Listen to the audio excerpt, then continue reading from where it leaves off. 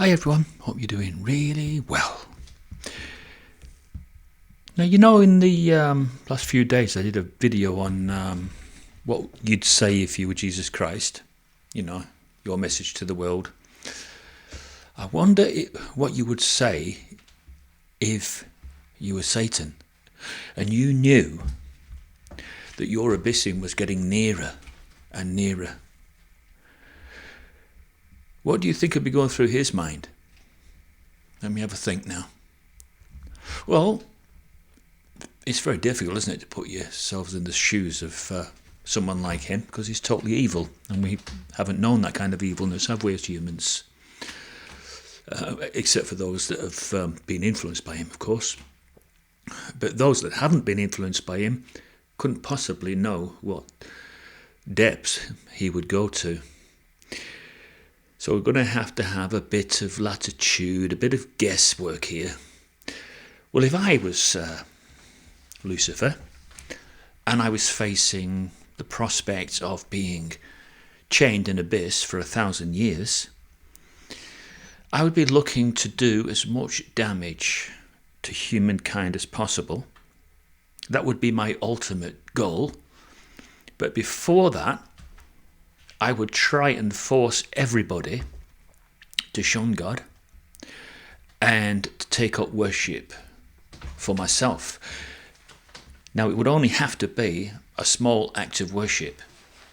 I suppose it might be akin to the three Hebrews in a way. They only had to do a small act of worship, didn't they? But they refused.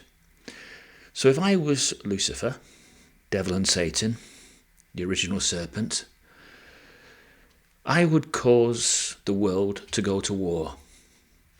I would have total involvement with every superpower.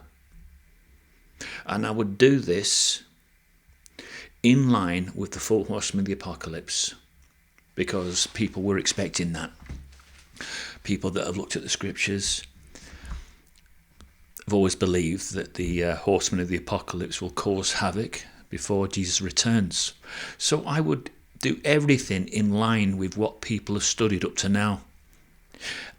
And I would weave my deceptions in between what is customary practice for people who have researched and what they've come to know.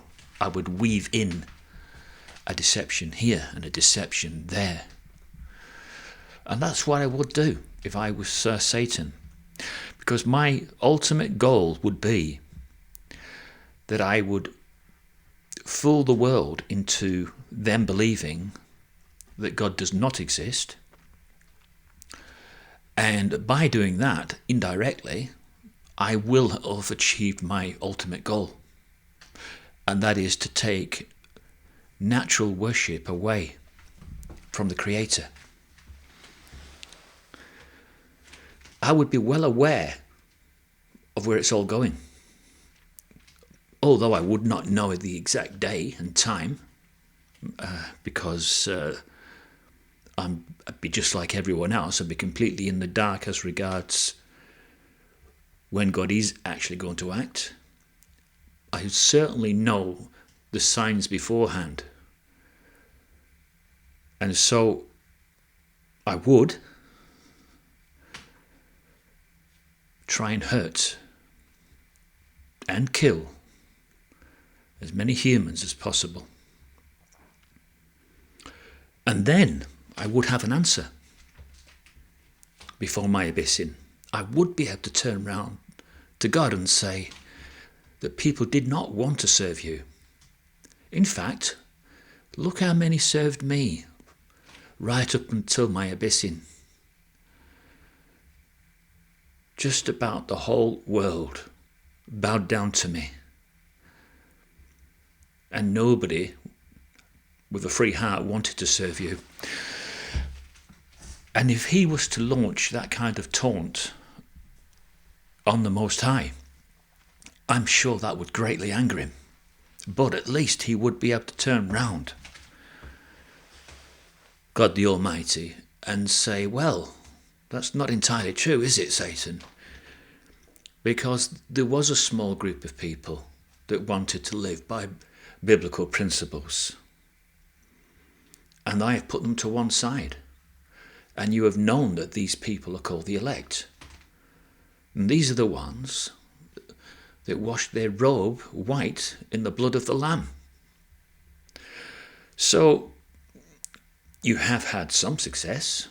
You have turned a lot of people away from serving me, but you haven't turned every single one away.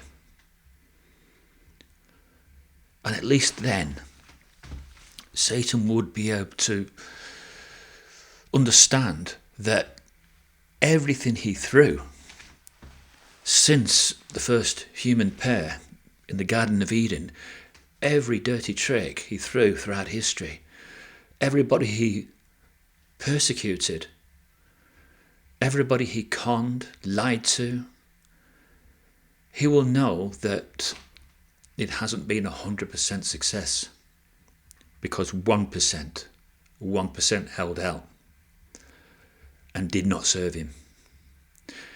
And so when he goes into his abyssing, he will know that. He will know that he was only 99% successful, but he did not get the whole world to turn against God.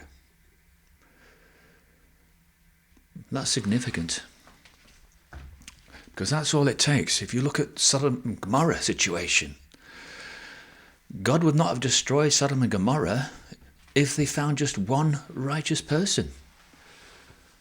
And yet, in the time of the end, there'll be more than one righteous person that passes from this system to the new righteous new order. So the odds have certainly increased, haven't they? Because there's certainly going to be more than one person that has found life eternal, or the road to life, the narrow road.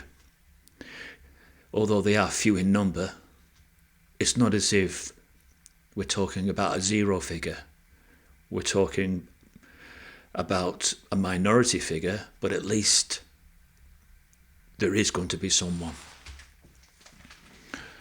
And I should imagine that that will stick into the gut of Satan at the end. No matter how much he threw at this small group of people that were on the narrow road, whoever they turn out to be, and they could turn out to be anybody, people. Let's leave this open to interpretation as to who they are likely to be. And Satan will know that everything he threw at them, including the kitchen sink, it didn't work, because they maintained love for the Creator more than him. And I think that's a great thing, that there is going to be someone that gives an answer back to Satan in the time of the end. That people were happy to live by Bible principles and to serve God and to shun what God finds abhorrent.